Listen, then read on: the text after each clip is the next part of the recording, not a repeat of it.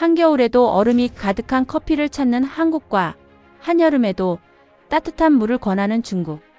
두 풍경만 놓고 보면 체질과 민족성이 정반대인 것처럼 보입니다.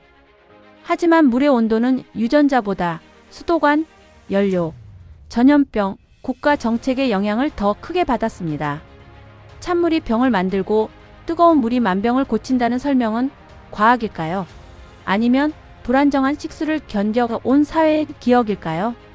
먼저 한국은 세계에서 유일하게 겨울에도 찬 음료를 마시는 나라라는 말부터 사실로 받아들이기는 어렵습니다.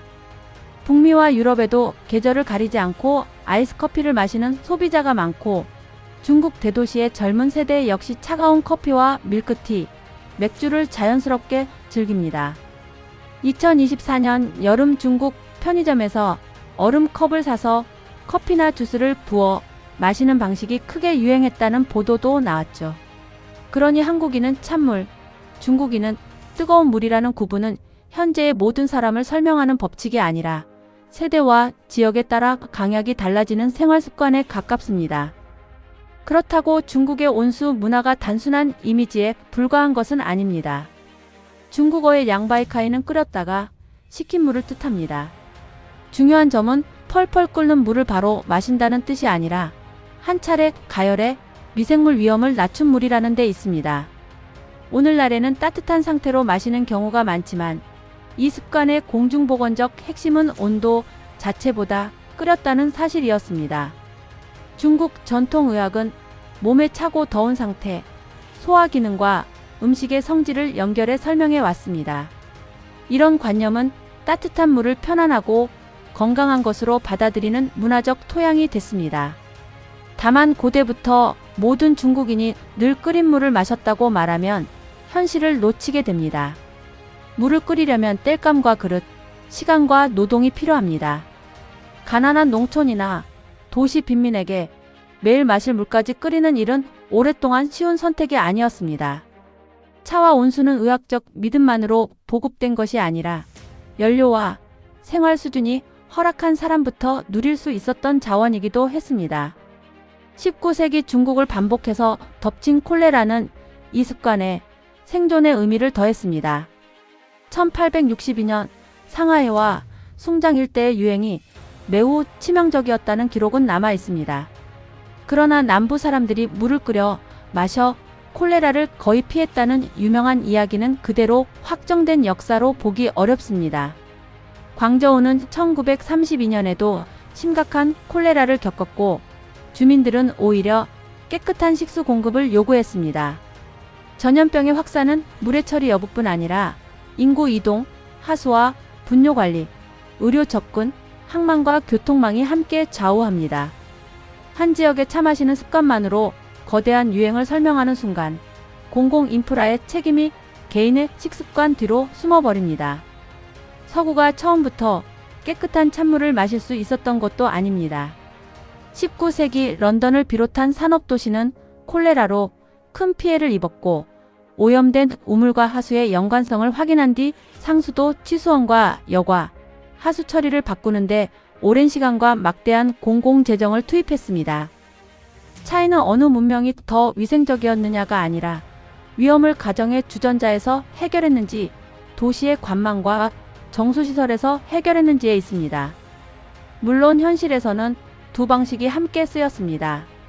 상수도가 불안할 때는 선진국에서도 끓여 마시라는 경보가 내려지고 재난과 정전이 발생하면 생수와 가정 처리가 다시 중요해집니다. 여기서 역사를 바꾼 것은 민간요법보다 국가의 위생 행정이었습니다. 1934년 국민당 정부가 시작한 신생활 운동은 복장과 예절, 거리 질서뿐 아니라 침 뱉지 않기, 쓰레기 처리, 예방접종과 함께 끓인 물 마시기를 생활 규범으로 내세웠습니다. 세균설이 확산되던 시기였고 끓인 물은 설사병과 수인성 감염을 줄일 수 있는 값싼 대응책이었습니다. 다만 전쟁과 빈곤, 지역 행정력의 차이 때문에 구호가 모든 가정의 실천으로 곧바로 이어진 것은 아니었습니다. 물을 끓이라고 말하는 것과 모든 주민에게 연료와 안전한 저장 용기까지 제공하는 것은 전혀 다른 정책이기 때문입니다. 1952년 시작된 애국 위생운동은 이 권고를 더 넓고 조직적으로 확산시켰습니다. 학교와 직장, 군대와 공공기관에서 끓인 물을 공급하고 위생수칙을 교육하면서 온수는 개인 취향을 넘어 근대적 시민의 생활 규범이 됐습니다. 진공보온병도 중요한 역할을 했습니다. 1892년 스코틀랜드 과학자 제임스 듀어가 만든 진공 플라스크가 20세기 초 상업 제품으로 보급되면서 한번 끓인 물을 오랫동안 보관하고 들고 다닐 수 있게 됐죠. 국가 캠페인과 대량 생산된 생활용품이 만나자 뜨거운 물은 집안의 습관에서 학교와 공장, 기차역의 일상으로 이동했습니다. 그런데 여기에는 예상 밖의 질문이 생깁니다. 끓인 물이 감염병을 막는 데 효과가 있었다면 왜 이제는 따뜻한 물이 해독과 노화 방지, 혈액순환을 모두 해결한다는 주장까지 따라 붙었을까요? 효과가 분명한 한 가지 행동은 종종 효과가 확인되지 않은 여러 믿음까지 끌고 갑니다. 물을 끓이는 것은 병원체를 줄이는 기술이지만 따뜻한 물 자체가 만병통치약이라는 뜻은 아닙니다. 세계보건기구와 미국 질병통제예방센터는 물을 팔팔 끓이는 방법이 세균과 바이러스, 원충을 비활성화하는 데 효과적이라고 설명합니다. 하지만 끓인다고 납이나 비소 같은 화학물질이 사라지는 것은 아닙니다. 오염된 물을 끓여 부피만 줄이면 일부 물질의 농도가 오히려 높아질 수도 있습니다. 또 끓인 뒤 더러운 국자나 열린 용기에 오래 두면 다시 오염될 수 있죠. 안전한 식수는 가열 한 번으로 완성되는 것이 아니라 취수원 보호와 정수, 배관 관리, 수질 검사, 위생적인 저장까지 이어져야 합니다. 찬물이 위장을 시켜 감기와 변비, 만성 피로를 만든다는 주장도 건강한 사람 전체에 적용할 근거는 충분하지 않습니다. 물은 위에 들어간 뒤 체온과 섞이며 빠르게 온도가 변합니다. 특정 식도 질환이나 편두통, 민감한 위장을 가진 사람은 차가운 물에서 불편을 느낄 수 있지만 그것을 모든 사람의 질병 원인으로 확대할 수는 없습니다. 운동이나 더운 환경에서는 시원한 물이 마시기 편하고 체온 조절에 도움이 될 수 있습니다. 결국 대부분의 사람에게 더 중요한 것은 몇 도의 물을 마셨느냐보다 안전한 물을 충분히 마셨느냐입니다. 반대로 뜨거울수록 건강하다는 생각도 경계해야 합니다.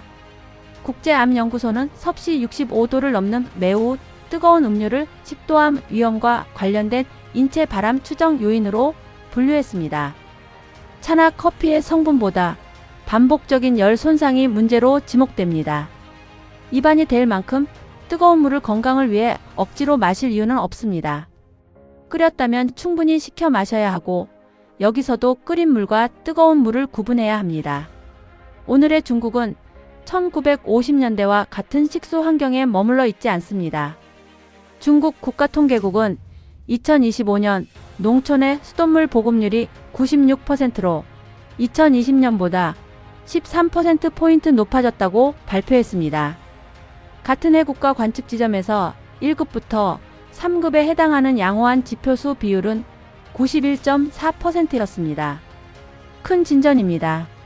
그러나 수도관이 연결됐다는 지표와 필요한 때 항상 공급되고 미생물과 유해 화학물질로부터 안전하다는 지표는 같지 않습니다. 평균 보급률이 높아져도 낡은 관망과 농촌 소규모 시설, 지역별 수질 격차, 건물 내부의 저수조 문제는 별도로 확인해야 합니다. 이 차이는 시민의 지갑에도 영향을 줍니다. 수돗물을 믿지 못하면 가정은 정수기와 생수, 전기나 가스를 이용한 반복 가열 비용을 부담합니다. 정부가 공급망의 안전을 충분히 보장하지 못한 비용이 가구의 사적 지출과 가사 노동으로 넘어가는 셈입니다. 생수 기업과 정수기 업체에는 시장이 되지만 저소득층과 고령자는 더 큰 부담을 집니다. 물을 끓여 마시는 전통을 존중하는 것과 주민에게 스스로 안전을 책임지라고 떠넘기는 것은 구별해야 합니다. 기업과 공공시설의 책임도 온도 선택권에서 시작됩니다. 중국을 찾는 외국인에게 무조건 미지근한 맥주를 주는 일이나 한국에서 일하는 이주 노동자에게 한여름에도 얼음물만 제공하는 일은 모두 작은 불편처럼 보입니다. 하지만 병원과 학교, 공장, 건설 현장에서는 상온수와 냉수, 안전하게 치킨 온수를 함께 제공하는 것이 더 합리적입니다. 누구에게나 같은 온도를 강요할 것이 아니라 깨끗한 물을 각자의 건강 상태와 기호에 맞게 선택할 수 있게 해야 하죠. 전 세계로 시야를 넓히면 문제의 크기가 더 선명해집니다. 세계보건기구와 유니세프는 2024년에도 21억 명이 안전하게 관리되는 식수 서비스를 이용하지 못했다고 집계했습니다. 이들에게 물을 끓이는 일은 문화체험이 아니라 감염 위험을 줄이는 마지막 방어선일 수 있습니다. 동시에 연료비와 산림훼손, 실내 공기 오염, 물을 식히고 저장하는 노동까지 감수해야 합니다. 그래서 공중보건의 목표는 모든 사람이 평생 주전자에 의존하게 만드는 것이 아니라 주전자가 없어도 안심하고 마실 수 있는 물을 공급하는 데 있어야 합니다. 앞으로 확인해야 할 숫자는 온수 판매량이 아닙니다.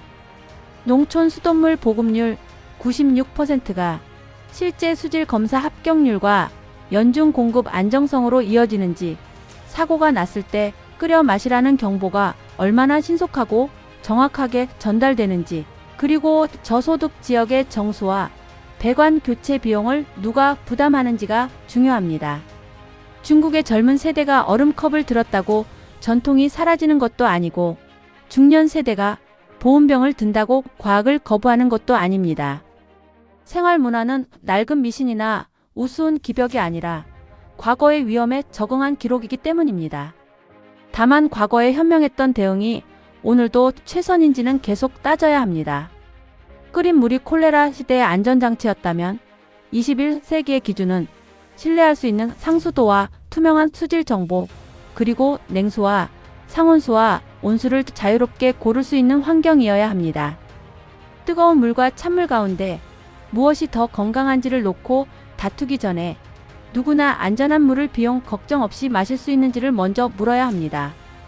한 잔의 물에서 정말 중요한 온도는 혀끝의 온도가 아니라 사회가 시민의 생명을 대하는 온도인지도 모릅니다. 오늘 이야기는 여기까지입니다. 구독과 좋아요 부탁드리고 좋은 의견은 댓글로 남겨주시기 바랍니다.